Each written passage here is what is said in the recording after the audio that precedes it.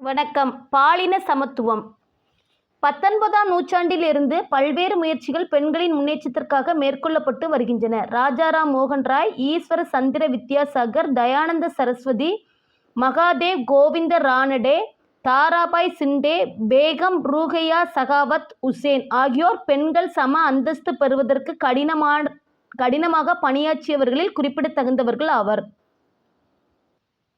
பாலின சமத்துவம் என்பது பெண்கள், ஆண்கள், சிறுவர், சிறுமியர் ஆகியோர் சமமான உரிமைகள், வாய்ப்புகள் பெற வேண்டும் என்று கூறுவதோடு அவர்கள் ஒன்று போல நடத்தப்பட வேண்டும் என யுனிசெப் நிறுவனம் கூறுகிறது.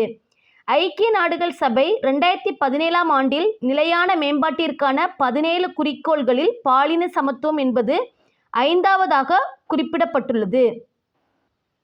மனித மாண்பு என்பது சுயமரியாதை ஆகும். ஒவ்வொரு மனிதனும் சமூகத்தின் ஒரு மதிப்புமிக்க உறுப்பினர் என்பதை கருதுதல்